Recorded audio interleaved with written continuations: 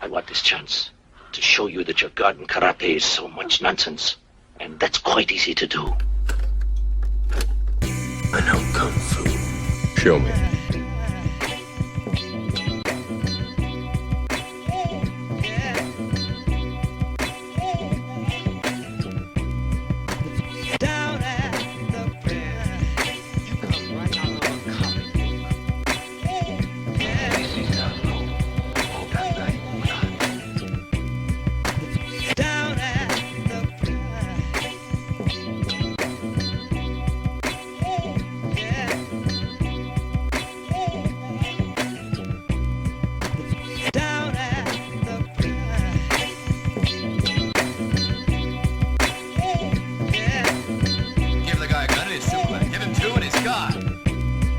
So I'm just going to go ahead and say it now.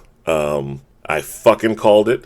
And for all the doubters who didn't believe me when I said that Poirier was going to KO Conor and Chandler was going to punch fucking Dan Hooker to the moon, I just wanted to say thank you for all of you doubters. And I truly, truly, truly hope all of you out there listening can just see the smile on my face. That's from ear to ear. Michael Chandler made Dan Hooker look like he had never been in a fight before in his life. Well, for once, me and you agree on the same thing. So, actually, for once, I think it was actually for the first time ever. I think it was me, you, and Deku all on the same page in regards to those two fights. Wow, that for the first time. Wow, for the first fucking time, we actually all agreed on the main and co-main event. Not only who was going to win, but how they were going to win. Yep. I mean, I'm gonna say something about Dan Hooker though. Go ahead. His expression on his face, like, I wouldn't be surprised if he makes some changes, because that was strategic and that was a game plan and it didn't work for him. That's what got it knocked out. I agree with that. I actually agree with that wholeheartedly. He didn't fight like himself. No, he was running around the ring like Volkanovski. Well, I believe this is kind of what happened. Okay. They tried to change his style of fighting. Mm-hmm. He went through two wars. He went with a war with Felder and a war with Dustin last year. And they didn't like him getting too many punches hit. He's still kind of young in his career. So they tried to change. Obviously, it didn't work. I don't know. He was pulling a Travis Brown or Overeem Jackson. So I don't know. But I don't think he needs to change camp. Well, what would you do? What would you do if somebody gave you a game plan and said they want to change your whole camp, and your biggest fight, well, one of the biggest fights to date, and you get your ass whooped? What you gonna do? How you gonna think? It's one fight. No, how many fights he's lost in a row? 2. Well, yeah. Okay, he's lost 2 in a row. So Dana White in the press conference said he didn't know what the fuck Hooker was doing. Dana said that. Dana wants you to go out and brawl and die. I'm on the fence with that one, because I see where you're coming from in regards to he definitely needs to make some changes, but clearly the changes he made ended up with him getting knocked the fuck out. It's a tough one, because I don't think necessarily changing camps is necessarily the right call at this moment, especially off of a fight like that. Yeah, I don't want to say when I say changes, I didn't think camps. Oh, okay. Like, he's gonna make some definite changes, because you've never seen Dan Hooker back up like that. Never seen him circle like that.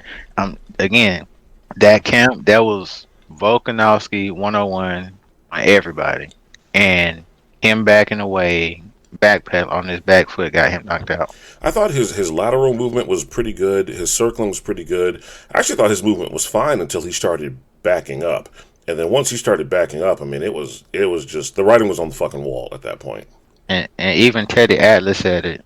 Man, I thought everything was trash from him. The movement, the everything. Yeah. Like, that was a terrible game plan. And the coaches need to be, whoever owns that gym needs to reevaluate the coaching. Well, you can't really say it because you got 2 world champions, so you can't really say. But somebody definitely needs to, like, for real, like, we need to go a different route. Do some I don't know, man. Yeah, he got everything was trash. So for you guys, the lateral movement, none of that meant shit. It was just all trash. That's not Dan Hook. That's not Dan Hook at all. Right. And you can see it on his face, like he did not want to fight this style. When you got a fighter in the ring that's not finna retire, but he's snatching tape off his gloves, oh man, he's pissed off beyond belief. He's pissed. I'm not gonna lie. That warmed my soul. Just mad, like I told y'all this shit wasn't gonna have to work. See, and that's how I took that. A lot of people are like, "Oh man, he took his gloves off like he's gonna retire." No, I took that as he took those gloves off like, niggas, I fucking told you this game plan wasn't gonna fucking work, and you guys didn't fucking listen, and now I just been fucking plastered up against the cage, and this man punched me out on his knees. Really? Yeah. Thought about going for the choke. Nah, I'm just about to Donkey Kong smash you. and here's the other part. Chandler striking. It's not bad. People still underestimate, even in the analysts, and like they still talk about his striking. I'm like, bruh, he trains with Henry Hoof. Yes, he has so much power for that division, and he is so fast. His hand speed is fast. His foot. If people didn't really talk about his footwork was to me really good too. How he was closing in on Dan Hooker too, like. Man, how you get 2 jabs off to the body? I mean, 2 crosses to the body like that easy on a taller opponent without getting kicked, kneed, or jabbed or countered at least. Yeah, I'm like, man, Deku, you on point with that one, man. Right. All day. Thanks. What's going on, Mustang? What's good? How you doing? Oh, I'm living the dream, man. I'm listening. My heart is sad for Dan, but Chandler did his thing. I'm not mad at him. You know who's smiling right now? You know who's living his best dream right now? Who's that? Scott Coker. Poirier? Scott Coker. Oh, okay. Mr. Bellator himself is sitting back in his chair like, yes, I knew it. Because, Bellator was hyping the Chandler fight, which was a mind fuck for me. Yeah, because they want to show that, hey, we're not a B-level organization. We have top-level talent as well, which they do. They just don't have the depth of top-level talent. They do. Now, correct me if I'm wrong. Is that not the second person from Bellator to come over and capture UFC gold? It was what? Chandler he hasn't captured it yet, but he's on the cusp. He's on his way. Because there was what? Alvarez did it. Who else? That was it. Don't talk about Will Brooks.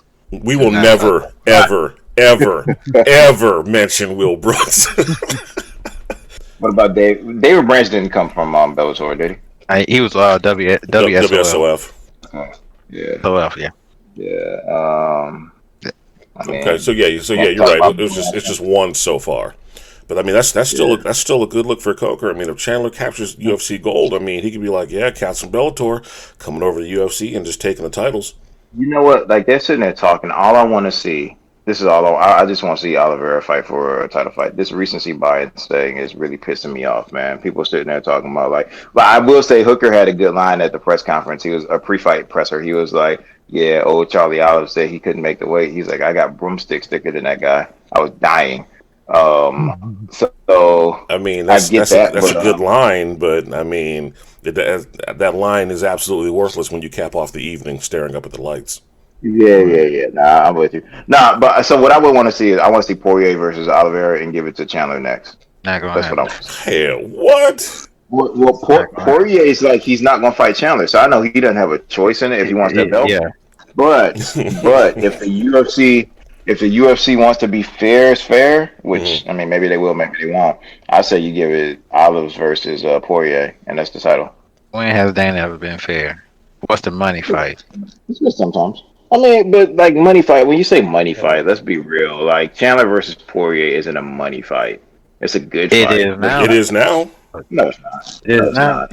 When the fucking king of the weight class gets fucking dethroned the way that he did, yeah, it's a money fight. No. So that's Poirier versus anybody, not Poirier versus Chandler. That's what I'm saying. Like Poirier. So here's my point. Poirier is probably gonna have the relative same amount of success whether he fights Oliveira or Chandler next. I think honestly it should be Charles Oliveira. I think Oliveira fucks him up. It's very possible. Like Oliveira is he was terrifying. Like I don't look at too many people in the lightweight division and be like, because I fought lightweight. I was like, I think I could do okay. Like, we'll see. And I'm probably disillusioned. But there's very few people that I get terrified at the thought of just envisioning myself fighting them. I get terrified thinking about Charles. I'm like, no, like I don't want those issues. So I think he does very well. I wouldn't mind seeing him as a champion, to be honest with you. I agree with that. You think Oliveira, if Oliveira fought Chandler, you think Oliveira takes him? I think he can take anybody. I don't know that he does, but I think he can. I mean, Chandler has power. Like, that's one thing that kind of surprised me. Like, you know, like he hit Hooker hard, yo. I feel like, to be honest with you, I feel like Chandler might, in my opinion, he might be the next lightweight champion. Quite possibly. Quite possibly. I really don't see nobody beating it unless Khabib comes back. No, man. We say that, but we can't do MMA math though. Y'all know Styles makes fights, right? And it's just like you can be a world beater against one person, and the next person just has your number. It's like, okay, you're aggressive. And I mean, you talk about Poirier, right? Like, yeah, Chandler hits harder than Poirier, but Poirier weathered some of McGregor's shots, right? Like, I think most people would probably say Conor hits harder than Chandler. At least most people believe it. Whether it's true or not, we don't know, right? But one thing I will say is Chandler is he's not a big lightweight. So I saw that. Like, he's not a big lightweight. Height-wise, he's not. Yeah. I got to disagree with you on that one. He's not a big lightweight in terms of height, but man, the build on that cat, he's a fucking tank. I get what you're saying, but that. Wow. Yeah, you shocked me with a lot of these comments, man. I'm not calling dude weak. I'm just shocked that you're shocked in regards to his power. I ain't watching it. This is a dude that is known for touching fuckers one time and just ending them. And they're dying. Like, that's Eddie Alvarez. Ask Ben Henson. Right. Twice. That's the majority of the lightweight division in Bellator. But you know what's crazy though? When you think about how dangerous Chandler is in terms of his speed, his footwork, his power, his one-hit knockout ability, that to me begs the question, well, how goddamn dangerous is Pitbull then? Because Pitbull took Chandler the fuck out. Yeah, because he came up. He came up in weight. Yeah. Exactly. And this is the conversation I wanted to start. Exactly. I feel like that's a wild card that nobody wants to put on the table. I'll give Chandler all the accolades in the world as to what he's accomplishing now and what he's accomplished in Bellator. But to me, the real big cloud over Chandler's head is exactly how good is fucking Pitbull then. And imagine what Pitbull could do in the UFC lightweight division. Or at 145. Oh my God. At 145, I mean. Yeah, if he goes to 145, he might take the title. It's over. Yeah. This dude has dynamite in both hands and has fucking proven it time after time after time.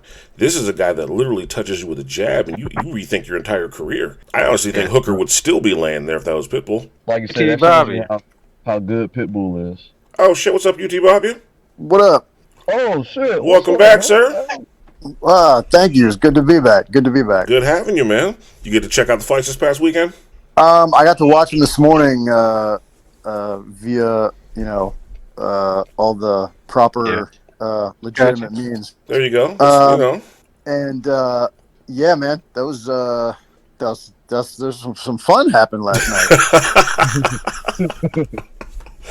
So let me ask you guys this then, in all honesty, because I mean, me and Justice and Deku, we called it, so we still gloating on that. But let me ask you guys, did you really expect to see Conor on his back looking at the fucking lights? Nah. Fuck yeah. Thank you, because I sure as fuck did. Fuck yeah. Are you kidding? Come on, man. We know he's somehow gamed this system, fought great guys before they actually had all their accolades, like happened to beat them. Like, he's a great fighter, but like Jose Aldo. 80%. You shut your mouth, sir. Again, gamed Jose Aldo. I'll give him this. He beat Jose Aldo before either set foot in the ring. Yes, so you just said he beat great fighters before their time, right? So I agree. No.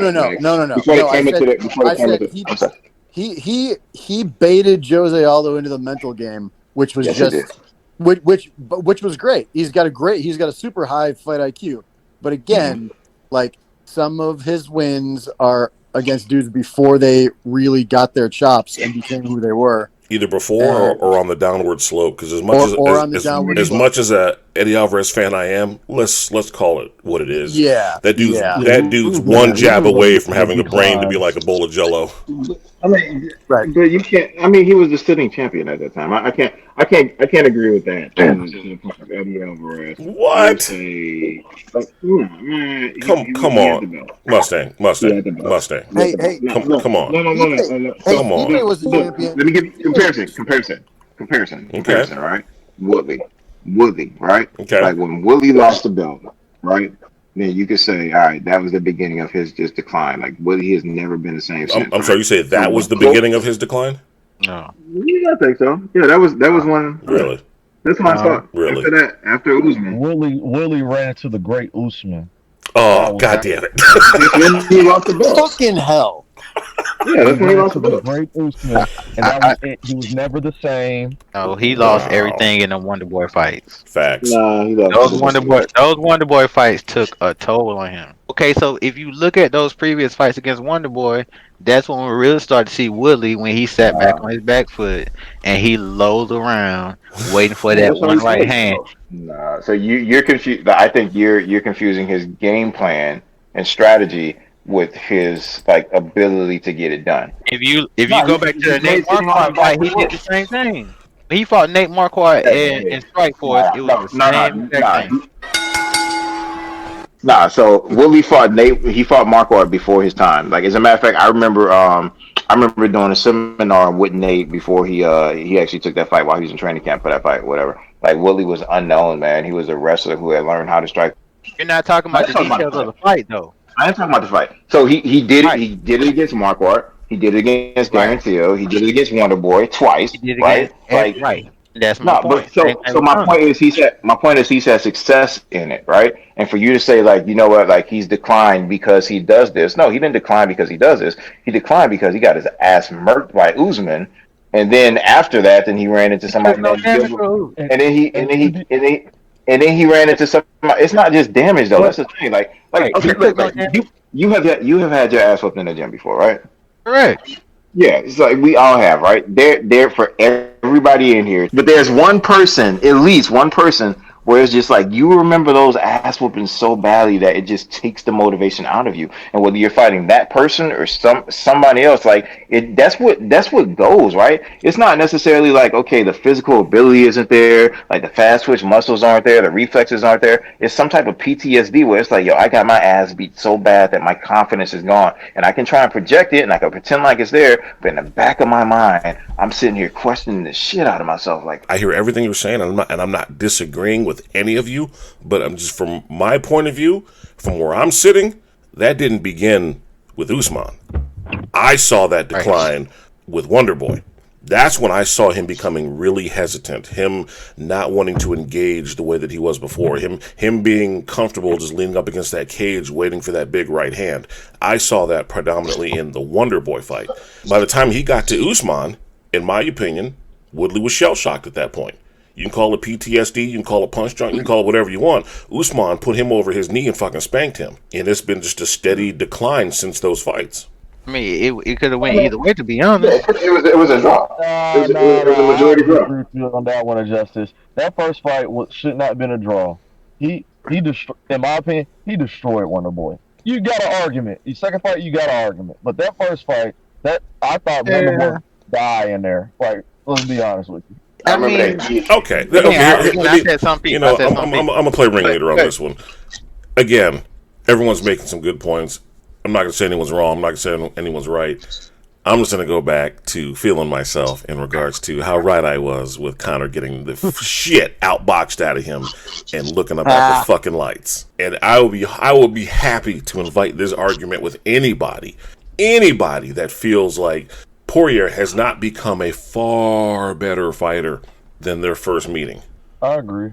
Oh yeah. Come on. That's a given. Now, with that being said, I actually think Conor has remained the same since their first fight. You don't get better by not doing something. Okay, so that just proves my point. He defended against Khabib probably better than anyone that I can think of. Like he still had his face. And so that actually says a lot. I'll give you that. I'm just saying I'm just saying for me, he has not grown. But yeah, as a fighter. Yeah. If I compare Poirier from if I'm comparing both fighters from when they first fought, from then until today, completely different. Poirier has turned into a completely different fighter. To me, Conor looks relatively the same. I don't see any changes to his game plans. I don't see any differences in his movements or how he's setting up his combinations or his striking or any of that. Poirier, night and day. I mean, in a sense, if you look at that fight last night, that crouched over boxing stance he took, I didn't from Conor. When he first did it, I didn't like it. I didn't like it at all. Yeah, I was dumb. Yeah, I mean, was dumb as hell. And if that would have been, and I think that would have worked a little bit better if it would have been Khabib. It might would have worked better against Nate Diaz, but against Dustin, who's again not a striker, not going to sit there and try. He's an MMA fighter. He's a mixed martial artist. He's going to come at you every angle, every way, takedown, kicks, everything. I'm not going to say in a traditional sense, but in most basic striking of MMA, it's always been punches, kicks, leg kicks, checking kicks. Conor has never been the type of guy that did those type of things. You never seen him you never seen him throw a leg kick until like the Nate Diaz fight, the second fight. It was always a straight kick to the body. It was awkward. You never seen him check kicks, or he never checked kicks before. Even the first Dustin fight, he had more of a bladed stance, but those kicks didn't play. He uses Conor uses his kicks to set up his punches. Right. He's not trying to do damage with his kicks at all. He's just trying to get into a different position. Agreed. Right. So he threw no kicks. I mean, he threw one spinning back kick or a roundhouse kick, and then he threw none of the spinning back kicks, the capoeira kicks, none of that to distract his opponent. It was totally different. And again, I expected that from him because he has this infatuation with boxing for some reason. I guess because of the money. And yeah. So how's that fight with Pacquiao looking now? What fight? No, it's still a money fight because it's Conor McGregor and it's Pacquiao. Yeah, and if nothing else, people will tune in to see him get fucking stomped. There it is. So what's next for Conor then? He needs to be active. He needs his confidence back, and it's got to be, if it's a pay-per-view, they got to pay him the money. It has to be Diaz. And that only makes sense. Like, he's coming off a loss, Nate's coming off a loss. It's got to be Diaz. But but are people clamoring for that fight anymore though? Does Conor really need the money right now? It does not.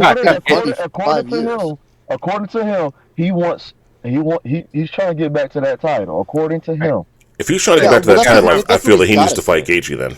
That's what he has to say. But I don't think that's ever been the case. Like, the only reason he wanted the title was so he could get money. Facts. Like, he really does not. I am fairly certain that he doesn't actually want to put in the time and work to be like, a legend of his division or divisions. Like, he's already, because he came in and he already had all of Ireland behind him.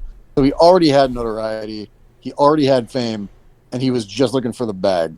And everything I think he did was calculated to get the fucking bag. Vacating, never defending. Like, he wasn't trying to prove that he was the best. He was just trying to do flashier shit so that he could claim he was the best to the general public. But I mean, the UFC got to pay him. Him and Gaethje is not going to sell like that. But him and Nate Diaz is. I don't know, man. I don't know, man. I think Gaethje's stock has risen through the fucking roof. Because Gaethje, you got to remember. Look, Gaethje got strangled by a guy who is essentially not a human being, and Gaethje's still got fucking bombs in his fucking hands. Let us not forget that Gaethje was the one that literally beat the fucking armor off of Ferguson. Yep. Oh yeah, shattered him. And that's why he's a draw now. Exactly. At the time, the boogeyman of the division that nobody didn't want to fight, or whatever, Gaethje stepped in on I guess short notice and destroyed Ferguson. Yeah. The guy that everybody was scared of. Yeah. Now with that, Gaethje doesn't beat Conor at all. What? He does. I don't know, man. You don't think? What? Nope. Doesn't happen. Okay, a guy that has power, that has hand speed, has a chin. I think he has a better chin than Dustin, and can wrestle. Yeah, the wrestling is Wrestling. I didn't see no damn. We saw Dustin take Connor down. Dustin is not. He's not Gaethje wrestling. We seen Gaethje wrestling. Who you seen Gaethje wrestling?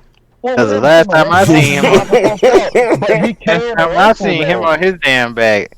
Okay, so you don't think? So you really don't think Gaethje can wrestle at all? I'm not saying that.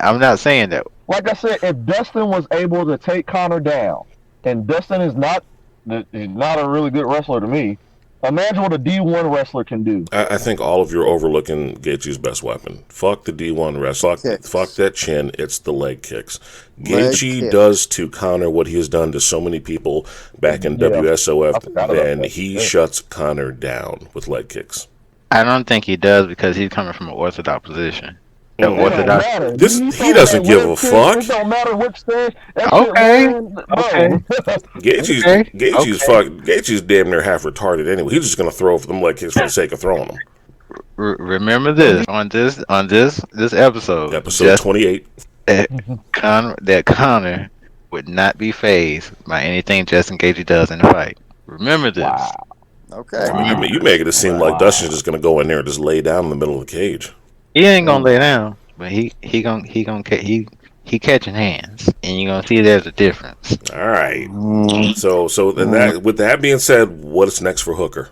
To be honest, maybe Ferguson, maybe RDA.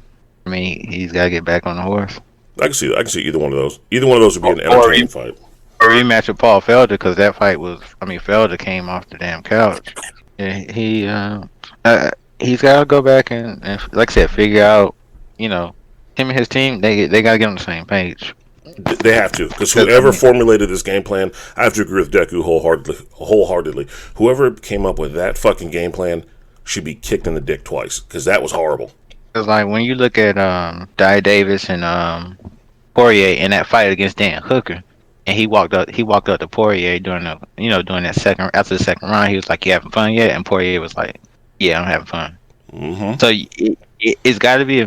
I think it's got to be a mixture of brawling and a little technical stuff. You got to give them a good balance. You got to let the fighter feel comfortable in there. Like, you can't make the fighter uncomfortable and change up his style and what makes him him, and expect him to go out there and fight killers. I agree. Just not gonna happen. Would anybody be interested in a Poirier and Chandler? Yes. Yep. I think that fight will get made. Don't get me wrong. Oliveira is badass dope fighter. He is. But you got the former Bellator champion just came and knocked out the number 6 fighter. Clean. There's no champion technically right now where they haven't officially said anything about Khabib. So the next fight may be for an interim title fight. I can see that. If it's for an interim, and it's Chandler and Poirier, and then they say, well, Khabib's not coming back, full-on fight is going to be the winner of those against Oliveira. Oh cool. My God, I'm down.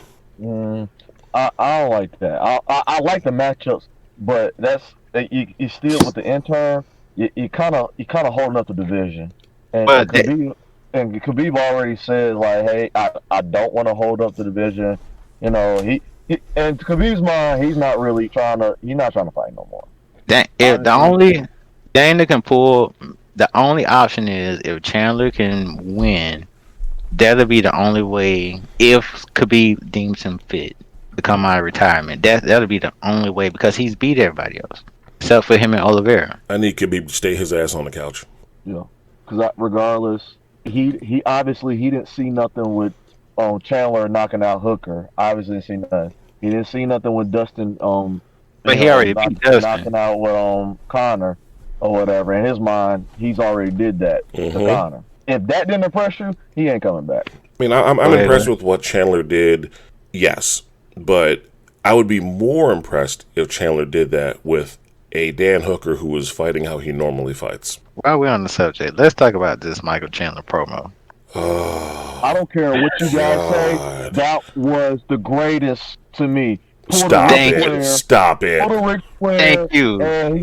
and that probably got him a lot more fans. God damn it. Damn it. Thank you, Deku. Fuck all y'all's opinions. That was great. I put it in there. That is fucking promo of the year. I said it last. I put it in the chat. Yes, thank you. Yes. Anybody that thinks otherwise can go do whatever the fuck you want. I'm not disagreeing with you both, but my whole thing was, man, that was so cringeworthy. It was not. It was. When dude was like, I'll see you at the top. That was on point. I don't care what you said. That was on point. It was cringe. No, I will say this much. I'm glad that he did it. I'm glad that he did it for a number of reasons. You take your casual MMA fans, your UFC just bleeders, etc. These guys and girls that don't follow anything other than UFC, who have never heard of Michael Chandler, who wouldn't give this guy the fucking time of day. I'm glad that he went out there and cut the fucking, I'm not going to say WWE or AEW, he went out there and cut the fucking bargain bin TNA Impact promo.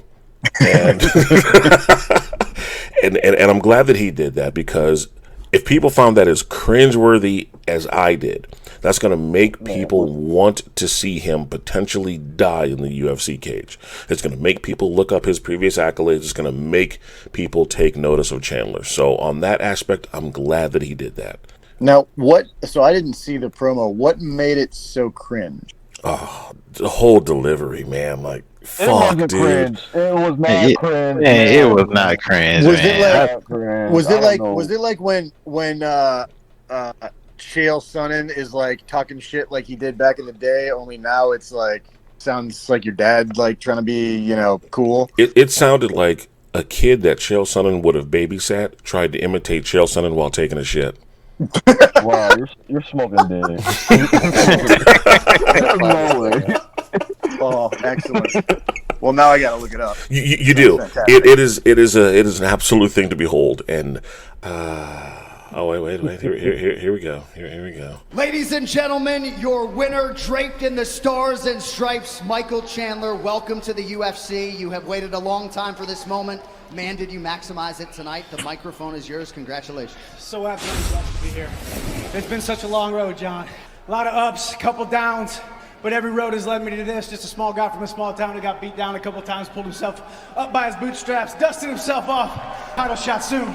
Well, if anyone wondered as to whether or not you could hang with the best lightweights in the world, you certainly answered that question, and then some. We've seen him in there with Poirier and Felder. Weren't able to get him out of there. You get him out of there in round one. We're going to take a look at the handiwork, and the right hand was the beginning of the end. Listen, man, we throw punches and bunches. We keep it simple. That's a 2-3. Henry Hooft, H kickboxing. Keep it simple. What we're doing down in South Florida is absolutely amazing. Mark Goddard gave him every opportunity to stay in the fight, and we were able to just finish, man. Just feel extremely blessed. But I got to get something off my chest. I tell y'all this is the greatest moment in my professional life. Conor McGregor, surprise, surprise, there's a new king in the lightweight division. Dustin Poirier, your time is coming. And Khabib, if you ever do see fit to grace us with your presence back here in the UFC octagon, in your quest for 30, you got to beat somebody. So beat me if you can. God bless. See you at the top. Ladies and gentlemen, how about it? Iron Michael Chandler. He killed him, man. I don't care what y'all say. You know what? It actually could have been a lot worse. Oh, it could have been far worse.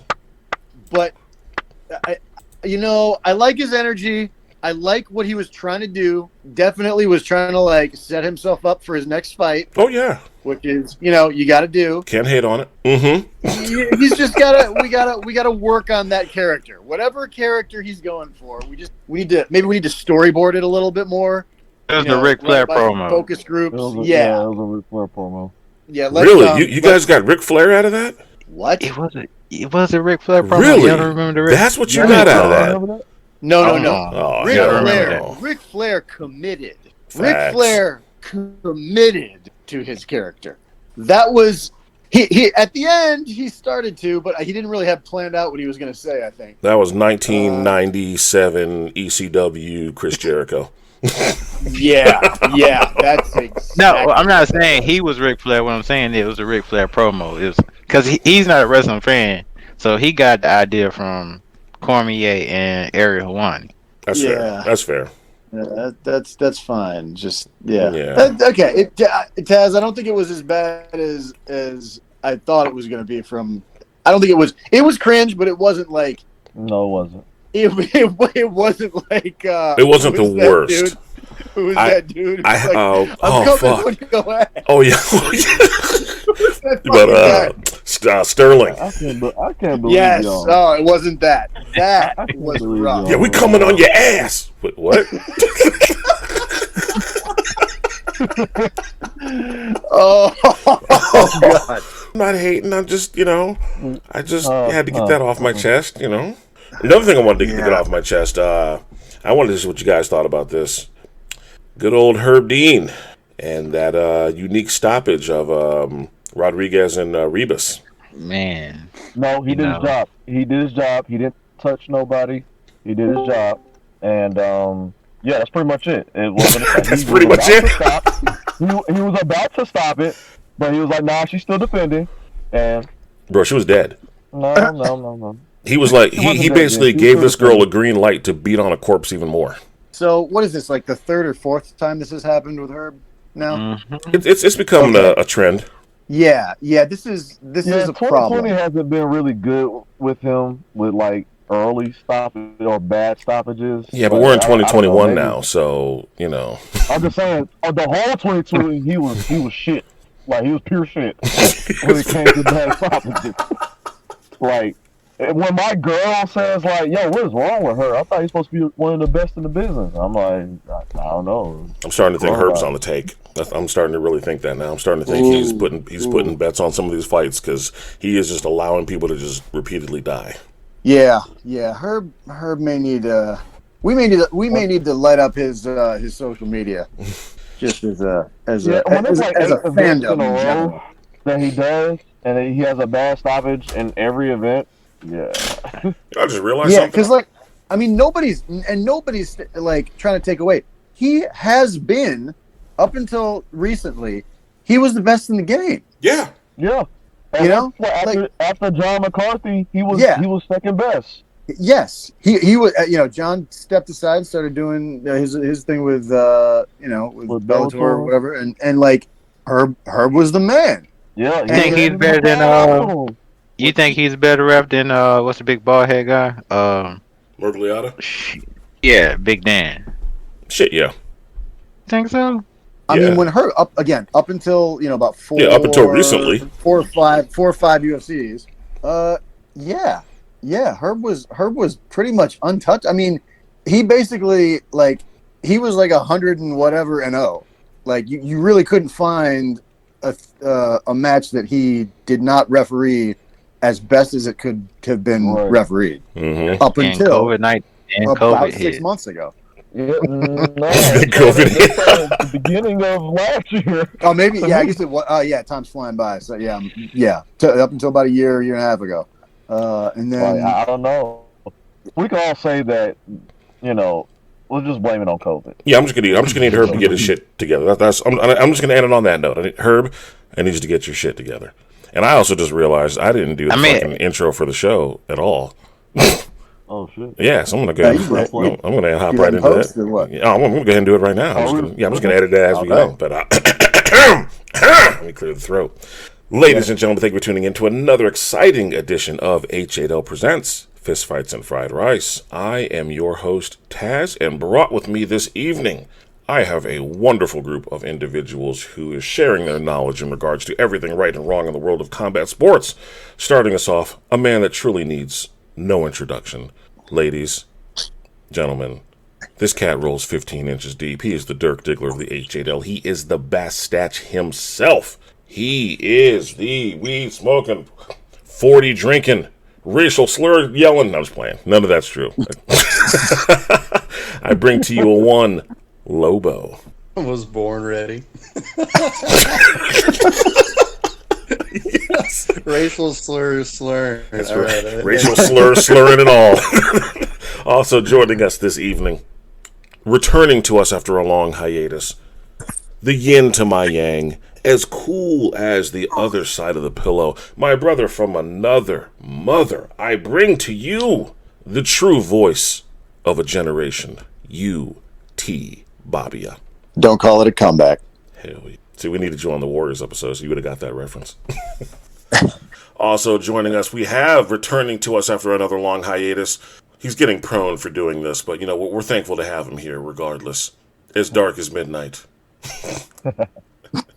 The man who will live and breathe and die on the hill of Goku and apparently Usman. Bring to you one, Deku. I am known as the fighter, formerly known as Deku. Like how you switched that up. And of course, the connoisseur of combat sports, the Rain Man of martial arts, the self-appointed black man of Dagestan, the Negrodamus himself, Justice Magnificent. New nickname alert, Black Hawani. You heard it here from first, folks. Black Hawani. Shit. And gentlemen, this is episode 28. Everybody's a winner. Participation awards, medals, and ranks. Oh, man. I've been looking forward to talking about this shit for a minute.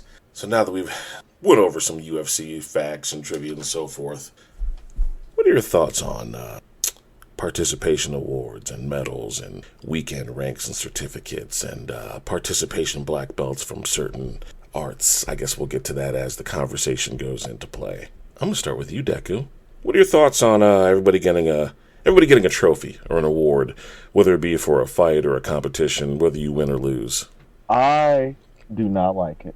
Because we are in this age of, yeah, you didn't win, but here's a trophy to make you feel good. I don't like that at all. That's some your fucking nerds and your fucking snowflakes. The only time where I was on board about that was when Pride was still in existence, because you fought your ass off in Pride.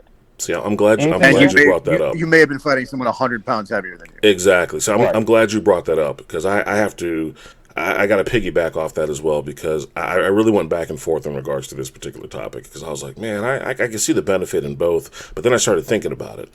When I think about participation awards, it makes me think of shit like Pride or M1 or some of these other pro organizations, to where you've put in work, and yeah, you may not have, beat fucking Arlovsky or Fedor that night, but man, you did something that a lot of cats couldn't do, and you fought your way to the upper echelon of combat sports. So you know what? We'd rather not see you leave here empty-handed. So for that, I completely agree with. An amateur level? Nah, get your ass back in the gym and make sure this shit doesn't happen again. Well said, sir. Justice, how about yourself, sir? No, well, I'm still waiting on my purple belt in Muay Thai. So you'll get that as soon as I get my red belt in Jits. So, participation awards and just getting belts and stripes just because you're showing up every week. I mean, for kids up until about 9 or 10, it's cool. But after that, no participation awards should be given out, period. I mean, unless you put in dedication and hard work. And if you're doing that, then it's going to show. For fighters, you getting in the ring, you getting in the cage. I mean, and I get what you're saying at the amateur level. No, you shouldn't be getting, a pat on the back. It's going to be okay. Nah, it was okay, but get back out there and practice some more. But there still needs to be, some type of recognition going, hey, you still got the balls to get in the cage. And that may not have to come from, you get a medal, but like I said, being fans, being spectators, being team members, that need to come from us. Just like, hey, get out there, practice some more, but you still lost. I dig that. Justice alluded to the fact that maybe for kids. Yeah. You should even get it to kids, because at the end of the day, you're heartless. You're prepping a child to prepare for the real world, and you don't get no participation trophies or ribbons or whatever the case may be in the real world. And in my opinion, it's like my grandfather used to say a lot, which is so funny. Fuck them kids. Fuck them. Get your ass back out there. Stop crying, little Billy, and let's get to fucking work. Okay? Well, I'll let everybody finish, and then we'll get back to that, and I'll tell you why. I I'll tell you why. just had to get that out there. Yeah, my bad. No, it was good to hear it was good to hear the return of little Billy. That was good. Lobo, your thoughts, sir? I kind of have to agree with Justice on this. I'm fine with it up to a certain age range, but after like 10 years old, yeah, like no, if you don't do the work, you don't win the championship, you don't win the fight, or spelling bee, whatever it is, then probably shouldn't get a trophy just because you showed up. Okay, I dig that. UTBABYA. Yeah, I mean, I don't know. It's as long as there is something that is delineating like between someone who wins something and someone who doesn't. Like, I don't mind if everybody gets like a participation ribbon or some shit. But if that happens, then somebody else has to get a big ass trophy for beating everyone else. Agreed. Like, there's got to, again, like I don't, it's good to get kids to want to participate in stuff, right? But like, they're probably not going to do it just because of the ribbon, right? Maybe the first time they go, oh, this is cool, I got it, I'll do this again. But yeah, like up to a certain point, they gotta, they're either doing it because they want to or they shouldn't be doing it. And especially when it comes to combat sports. Like, especially in anything that's striking and anything when you get into like full contact, like unless you're all in, don't do it. So I don't think we should be. I think a lot of people should. I think everyone should learn how to protect themselves and how to handle violent situations. But like when it comes to competing, like we don't need to be pushing more people to compete in full contact combat sports if their heart isn't completely into it. Because it's dangerous enough as it is when you're all in, balls to the wall. So if you're half-assing it, like, it's a bad idea. I agree, and like I said, I definitely agree in regards to the kids up to a certain age.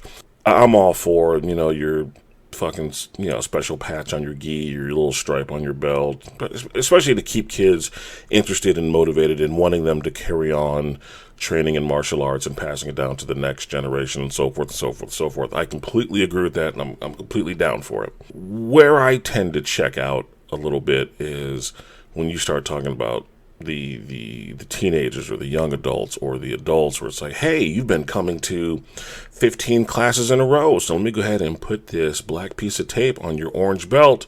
Not that you did anything different to earn it. Not that you didn't improve it any kind of way. You just showed the fuck up. Here you go. Hey, that makes you just a few stripes closer to your next belt, which you'll test for, and I'll charge you for it because, that's how I truly judge if you're really learning the techniques or not. And I have a true issue with that. When I think of organizations like Pride and M1 and so forth, basically your pro organizations, and I think UTBABYA hit the nail on the head. You looked at a trophy that a motherfucker won in Pride. That shit was 8 feet fucking tall. You got a belt wrapped around your waist, and you got the all hail Caesar wreath put around your fucking head, a giant ribbon with 2 half naked broads standing next to you posing in pictures, letting everyone know that you're the biggest cock on the fucking block and you won tonight. And the guy next to you, here's your silver cup trophy. It's 9 inches high. Everyone knows you didn't win, but here you go. This is for you. That right there is what you want to strive for. This right here is what the fuck you're leaving with. I tend to get frustrated when we go to events or tournaments or fights, and it's like you can't tell the difference between the first place trophy and the second place trophy because it's the same trophy, and that's pretty lame. That's lame as fuck. And to me, that sets a bad precedent because you'll get. I don't want to name any names, but you'll get cats that will live in a state of, we'll call it imagination, perform like absolute shit and not do well and just fucking completely suck. But hey, you know what? Here's a medal that shows that I showed up, and there's nothing to differentiate this medal from the first place medal. So you know what? I won. Yikes. What event did we go to where everybody got a third place medal even though there was a fight between 2 people? Oh, you remember that shit? I can't remember where we were at, but yeah, that enraged me. I think I threw mine away. I think everybody, for the most part, threw theirs away. Yeah, we went to this event, and no matter what the outcome was, everybody had the exact same trophy, or the exact same medal, and it was like a third place medal. Because they had gold medals, silver medals, and then bronze medals. But I guess the gold and silver ones, either they weren't passing out that day, or they didn't show up in the fucking mail, or whatever the case may be. So everybody just got a bronze medal, and I was like, "Hey, here you go." And you're like, "Oh." This was totally worth the money that I paid you to compete here. This is great. Again, when you're in the pros and you've put in the work, I completely get it. But normally, most pro organizations make it loud and clear the difference between the winner's prize and the runner-up prize. You know, when you look at, you know, team sports like football and soccer and shit like that, you don't see the Pee Wee League out there every Saturday, whether they win or lose, or whether they lose or not. You don't see every one of the, as Deku would call them, little Billies getting handed a trophy. Nope. But then again, in this generation, they don't even make cuts anymore. They don't even do any of that. They just kind of are just out there doing whatever. Yeah. For us growing up, we had cuts made. Yeah, you know.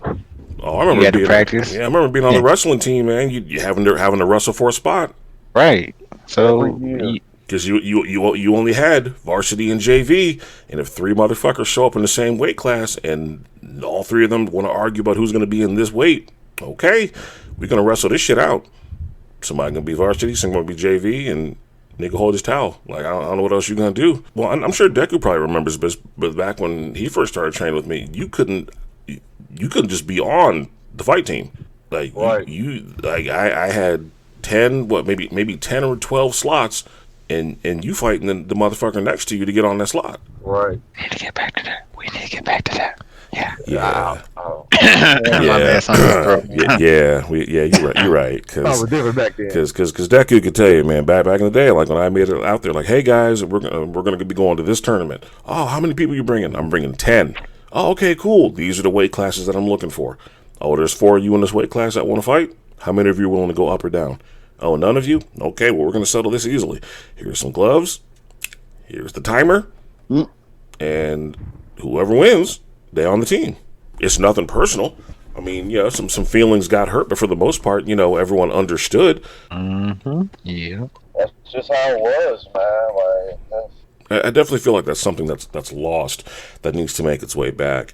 But there is one thing that is common and prevalent now that I wish would completely go away, and that was just being awarded belts for the sake of being awarded them. Like, it pains me, and this is where I'm going to get off my soapbox after a minute. It pains me at times when you be watching fights and you hear someone hear, oh yeah, blah, blah, blah, blah, blah, just got awarded their black belt under blah, blah, blah, blah, blah. And then you're looking at them and, like, you don't see any of those techniques. You don't see any of it. And what you're left with is just questions, wondering like, well, wait a second, you supposed to be a black belt, you supposed to be the upper echelon of this particular art, or this particular system, or this particular style, and you don't know a simple reversal, or you don't know a simple grab, or you don't know a simple counter.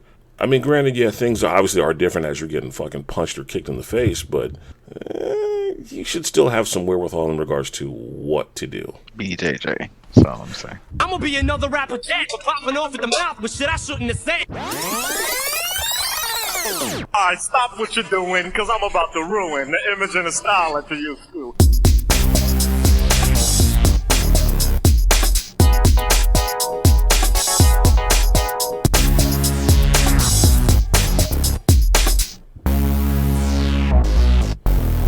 These motherfuckers are thinking I'm playing, thinking I'm saying this shit, thinking it just to be saying it. So tell us how you really feel, Justice.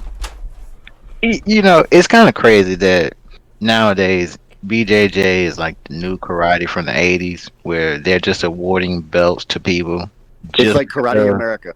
Yeah, and you know the crazy part is, like, you got Shaw Evans was given a black belt by Gracie in no gi.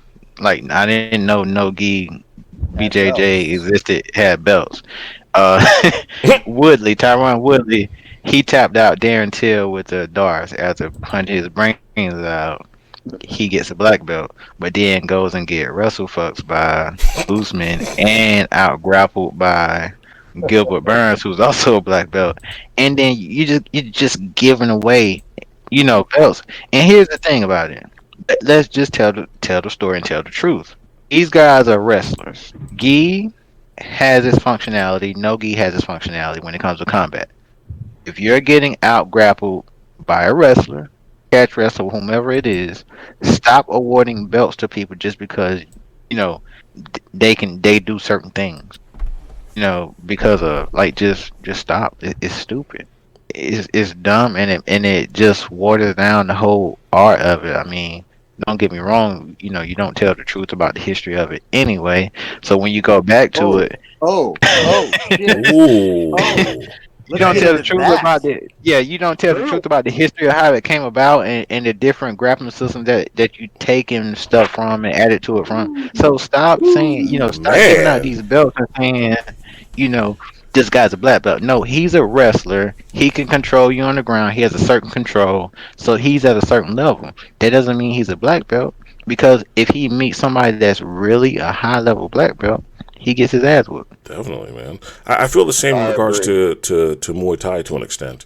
But at the same time, I also feel like if you're not going to be putting in the work, and if you're not going to be out there taking the fucking nosebleeds or getting your ribs fucking caved in by knees or having to run your fucking 8 miles a day, that kind of shit, if you're not willing to do that, maybe this isn't the route for you to take, because I don't want to see anybody step into the ringer cage and get fucking destroyed.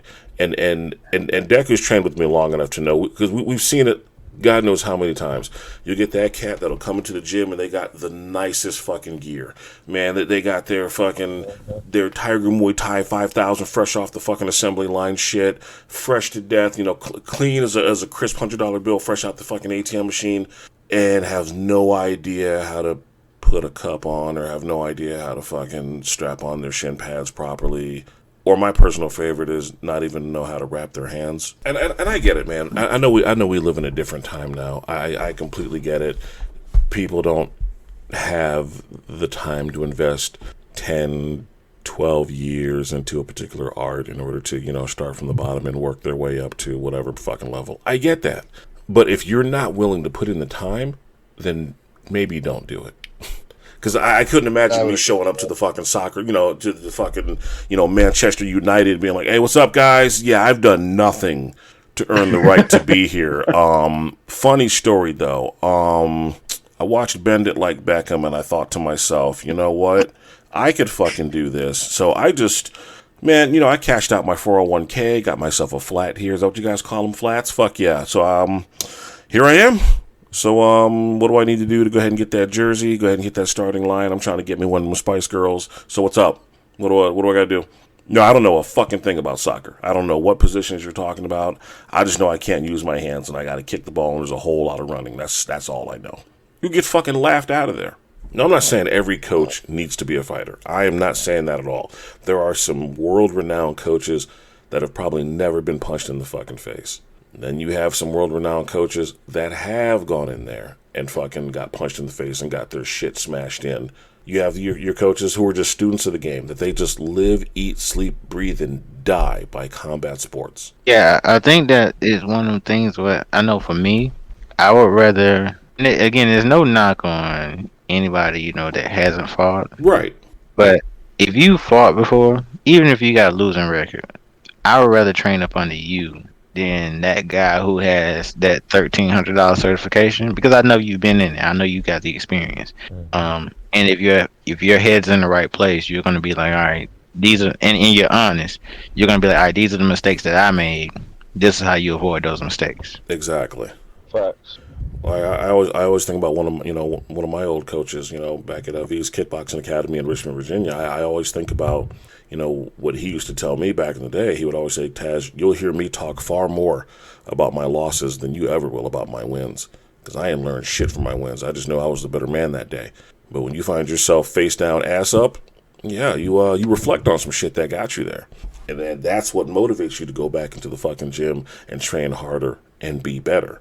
And that's always stayed with me, and that's something that I carry with me in my gym. I don't care how many belts are on the wall or how many fucking trophies I put in there. The majority of shit that I talk about are the times that I got my ass whooped. True. Yeah, I can vouch for that. Yeah. Same. And a lot of the drills that we do are the drills that fucked me up in the ring or the cage. Like, this, oh yeah, I just didn't see that up kick. So we drilling the fuck out of it. So you guys don't get caught by this up kick. Like, some arts, you get awarded your belts or whatever, or your rank by going out there and actively competing, win, lose, or draw, good, bad, or indifferent, whatever. They base it solely upon that versus that of, okay, stand in front of me, count to 10 in this native language, show me this kick, that punch, and bam, there you go. Here's your belt. Oh, break a board first. That's some bullshit. I'm just gonna say it. Knowing that an arm bar is called a Juju Gatami in Japanese helps me in no shape, form, or fashion if somebody's pounding me in my face. Yeah, it doesn't even really help you if you go to Japan. Right. They don't care. Like, it doesn't make a difference. Unless you're filling out the police report after you get your ass. What did he do to you? Oh, I know what this is called. Kicks a Katami. I got you guys.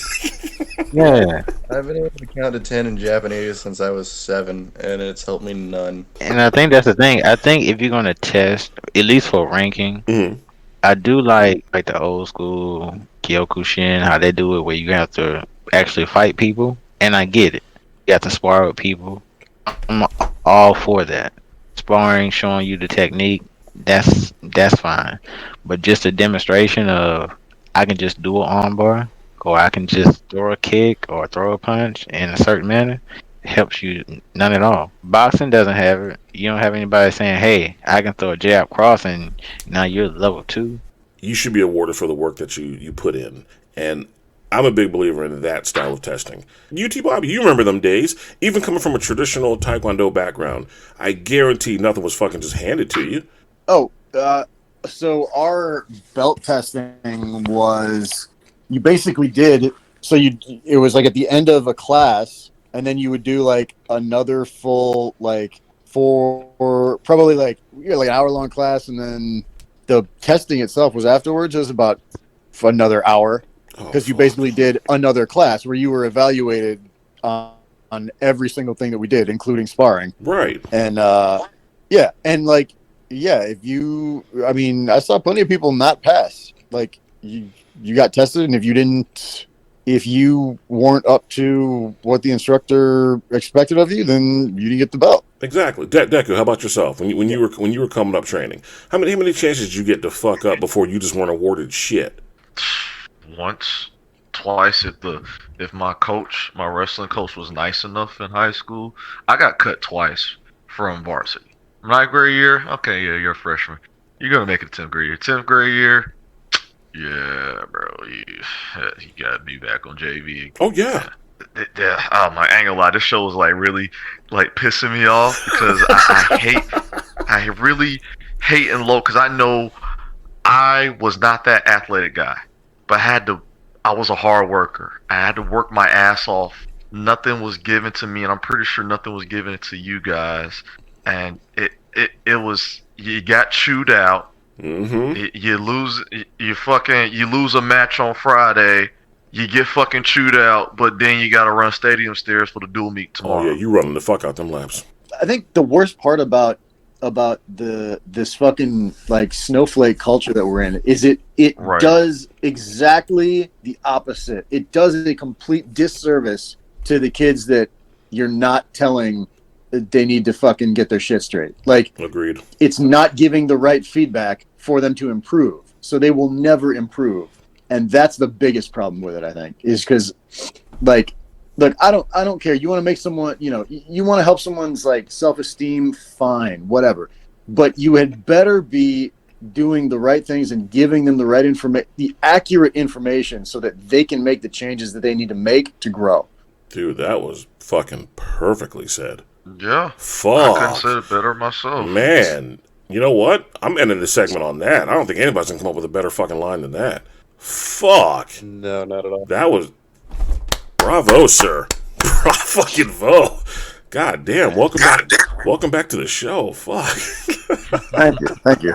It's good to be back. Fuck. Although I will say, I'm a little upset that I wasn't 5 minutes back, and I had to hear about fucking Usman for 10 minutes. Oh man, it's only going to be worse leading up to that join fight. the train. Just join the Usman train, man. Oh, man. It is 2021, and Nah. Usman is still our great Boring. welterweight champion.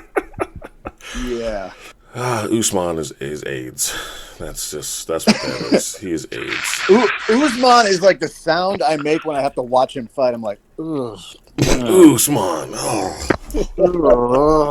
God, what is this shit? Keep saying that.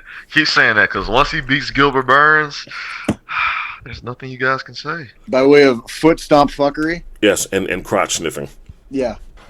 Sometimes you gotta sniff some crotches. I'm upset you even said that.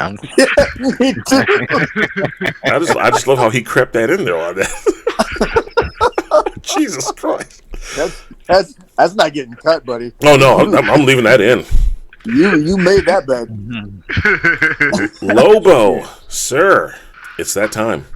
I'm calling upon you, sir. It is that time for you to give us our synopsis of our craptacular karate flick. 1 being absolute Hershey squirts doo-doo dog shit, up to a 5, which is a cinematic kick to the balls of absolute complete cinematic awesomeness. Will you be so kind after the musical intro to provide us with your synopsis for 2008's Redbelt? And now, our feature presentation.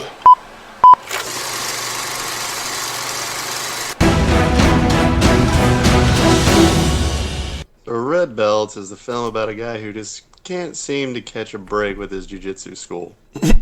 After a woman runs into his car, she then tries to shoot and kill a police officer in his school. What?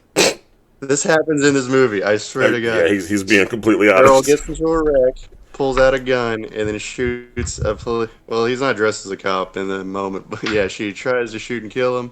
Breaks a window. They file an insurance claim. They lie about it. Insurance isn't going to pay for it, so now they're in a bind.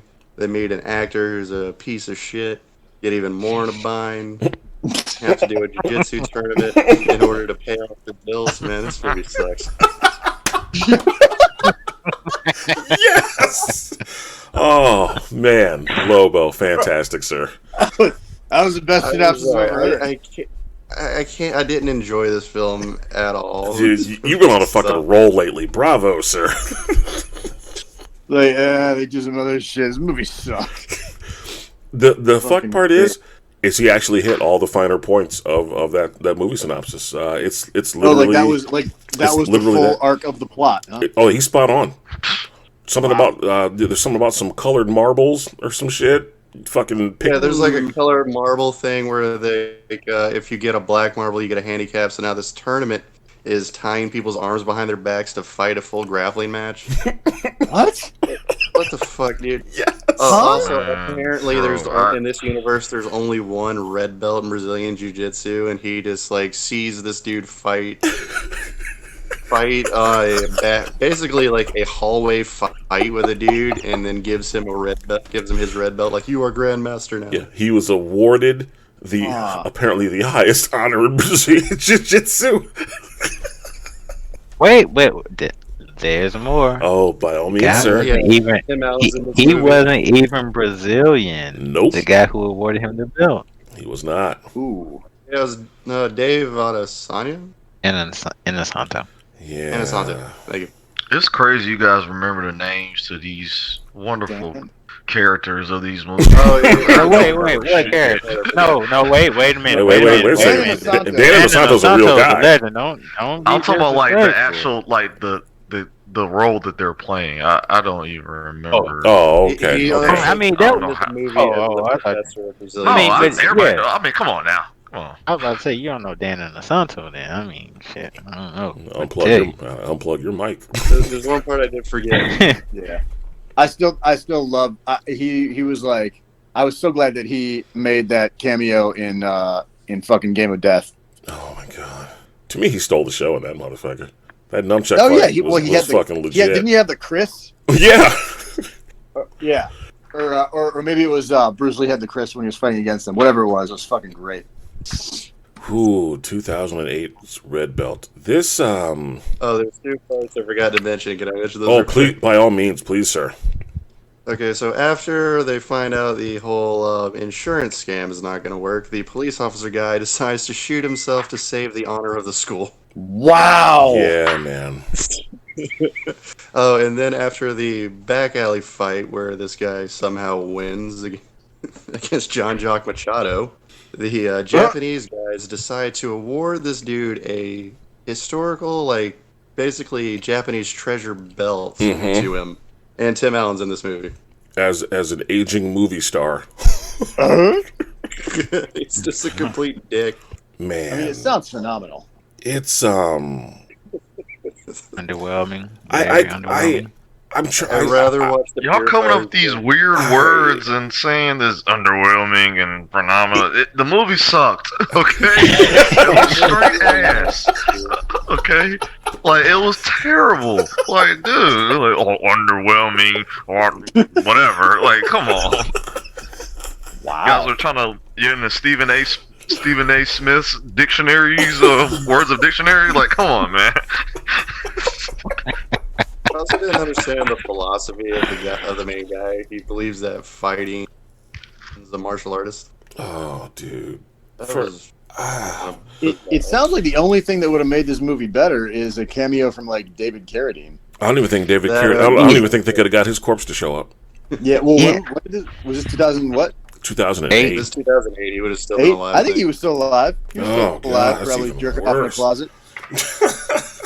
Wait, what? Who said that? What I couldn't figure out is, so I'm looking at this dude in his fucking dojo, and he was giving all these philosophical reasons how, like, you know, the fight isn't so much important, but the fighter is important, and I get that. And then dude's like, well, what you need is a handicap. Zip lines this fucking guy's arm to his chest so he can't do anything. Dude gets put into a head and arm choke against the fucking wall, and dude's like, there's an escape for every submission. You just have to find it. You know what to do. Oh, that's super helpful. Right? Only to find out that the tournament was rigged and it was fake. Yeah, I already beat the tournament. Oh yeah, I forgot about that. Yeah. Yes. Brazilians with Machado in this film are rigging the competition, almost like that's trying to be a form of commentary. Like UFC 1. Who the fuck storyboarded this movie? I don't know. I had to look it up. Apparently, the director trained for 6 years while he was writing this movie. Is like, where the jiu-jitsu looks terrible in this movie. Yeah, maybe it did look pretty bad. 6 years and then wrote the movie for like a week because this shit sounds terrible. Now you gotta realize also that this was around the time that MMA was having this big boom. Right after Bonner, Griffin, Ultimate Fighter. So MMA was like, there was MMA movies coming out every month. So this one, Never Back Down, came out around that time. Yeah, around the same time. Yeah. Mm-hmm. The reason why I picked this movie for this topic, thinking about participations, awards, certifications, and ranks, is I couldn't think of any other movie that where someone was literally just fucking handed one of the highest honors that you could possibly get just for the sake of showing the fuck up. And that's ultimately what he does. Go ahead. I was just saying, I had to look up like how many red belts there were in Brazilian Jiu-Jitsu. There's only 50, and those are all 9th degrees, and everybody who has a 10th degree is the 5 founding members of Brazilian Jiu-Jitsu. Exactly. So for them to just hand this motherfucker a red belt, he would have had to stop time, catch bullets, plug into the fucking Matrix, and cure cancer. And then maybe, just maybe, they would have sat down as a group and thought about it. They probably still would have made him test for it. Oh, that's interesting. Last red belt recipient was Rickson Gracie. And he made a big deal about it. He did. Okay. But Lobo, I'm going to need you to say his name right. Yes, please do. The R is pronounced like an H. Go ahead. I'm waiting on this. Go ahead. This is going to be good. Nothing? Just silence? Lobo? What? The R is pronounced as an H. We're going to need you to say his name correctly. Why don't you say it so I know how to say it, I'll say it again. The R in his first name is pronounced like an H. Can we get the accent? Oh, the accent would be great. Oh man, yeah. If you do it with the accent, that'd be great. It's Hickson Gracie. No, I need the whole accent. Lobo's like, fuck Son. there it go. Yes. The accent really only comes out when he's explaining techniques. This is true. And how you go from position to position, and you get the position. You no go back. You're not going back. You go forward. I go 1. I go 2. I go 3. Checkmate. Checkmate. Yeah, that was good. That was fucking perfect, sir. Oh man, I was waiting on that. Oh man. Yeah. And for anyone who wants the shortcut to figure out how to do that Brazilian accent, you pretend you're speaking Spanish, but you're just too fucking lazy to finish your words. Bro, gonna be a gang of Brazilians outside of the gym waiting to beat all the ass. That's what, dude. No. That's what Brazilian Portuguese is. Like it's and Argentinian Spanish is the same way. Like they're just too fucking lazy to finish their words. Because you get the position, checkmate. Oh god, dude, I have nothing positive to say about this fucking movie at all, other than the fact that I just think that was absolutely hilarious. That this dude was literally just handed a fucking red belt. But what kills me though about this movie is they really try hard to portray him as this like honorable man who's so deep and so wise, and he just wants what's best for everybody, but will lie on his insurance claims and will turn a blind eye to the fact that he knows this competition that he's going to be entering is clearly fucking fixed and corrupt, because he made comments all throughout the film in regards to, I just don't want to be part of anything that's shady, and your organization and you are even known to be shady. Well, that kind of sounds like you already know. A little bit. You guys stole my idea. Maybe just a little bit. And there's a part of this movie that I really enjoyed when he threatens to sue them with this lawyer, who, by the way, shot out their window, was like, yeah. I forgot about that. Yeah, she was the fucking broad that shot out their window. You hired her? Really? And she's like, well, I know you lied on this the insurance form, so you don't really have a case anymore. Like that's two completely separate things. What the fuck do you mean? But not only that, my case would actually be against you. You would lose your career because you pulled out a gun and tried to shoot a cop at my dojo. Why am I trying to protect you? It's never explained. It was just because she was disturbed, as he says, and she was a victim of rape. Oh, I completely missed that. Yeah. Whoops. Why did rape feature so prominently in all these shitty movies that we watch? So what the fuck, man? So she had been raped before, and then she came in after all that. She came in with the student form and the check, and she was gonna walk out and say, well, this is not for me, and then she had this moment of clarity with him because of his philosophy. Oh, that's right. He did hit her with the fucking the Jedi mind trick. That's right. Yeah. This is the class you're looking for. Yeah, that was painful. Yeah, so I took that as he was just a piece of shit and had gotten as far as he has, basically just fucking, spitting wise man tales, and people were just fucking buying into it. Because his marble idea was fucking stupid. And then here's the other crazy part. His wife was the sister of Jean-Jacques Machado's character. That's right. And it's like, you're more philosophical than, trying to be more philosophical than the brother of, like, she's a princess in BJJ. It's like she's royalty in that aspect, and you're just like whatever. But I can't get over. He tried to sue them for the marble idea. Yeah. Even though they would have had to tell him about it. Where did he get that idea? Where did he get that from? That doesn't really explain. Oh, that was clearly from cocaine. He got fucking high as a motherfucker and decided to roll with somebody. And they were like, hey, it'd be cool if you put one hand behind your back and then I fucking zip tie my ankles together and we just fucking grapple. That's a great idea, bro. Let's do that. All right. Bro, I bet we could start a business that's centered around this. Yeah, exactly.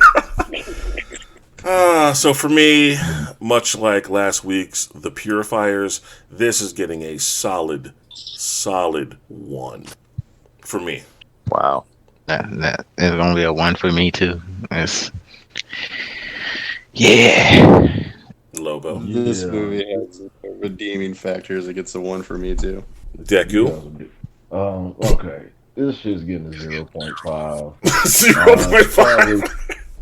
This shit is this is not arguably, this is the second worst movie I've ever seen in my fucking life. It's so much Hershey squirts. This movie was so much doo-doo balls, so much doo-doo sickles. It's weird. It's more doo-doo sickles than, what was the movie review last year? Fucking, I don't know, Bloodstone, whatever the fuck it was. It was more boo-boo balls than that, but I gave that a worse rating. I don't know. It's arbitrary. Who knows? But this, like I said, you guys are being nice. You guys need to stop reading out of Stephen A's dictionary of made-up whatever. Woo! Good times. Justice, seeing how we all pretty much hate this fucking piece of shit. Do you even have a technique of the day for this fucking piece of shit? Yeah. Do you? Oh, fuck! I didn't think you would. Oh, okay. Let me give you your music. Fuck, I fucked up. Improve your skills, son. Harden your body. Become the number 1 man. Do not ever let anyone beat you.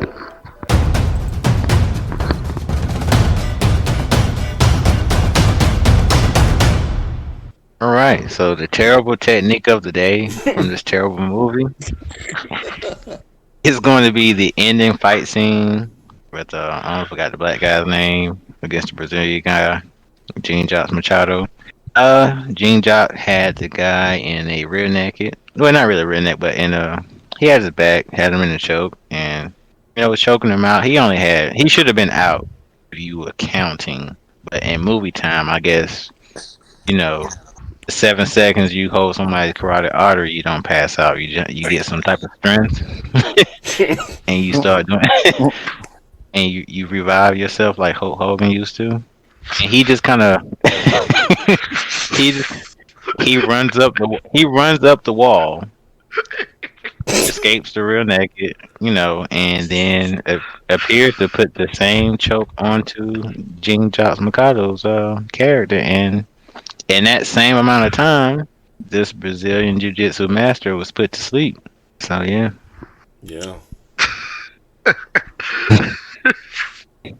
Can I just say, not only does he run up this fucking wall, this dude runs up the wall like fucking Black Panther and pulls a solid backflip.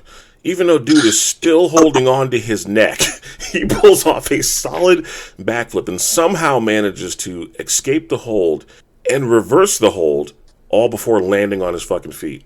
He truly plugged into the Matrix. This movie gave me AIDS. Fuck this movie. Justice, take us back down memory lane, sir.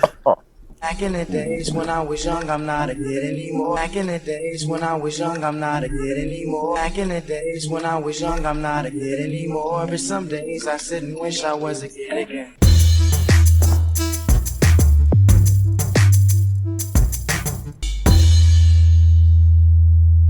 Now let me take a trip down memory lane. All right.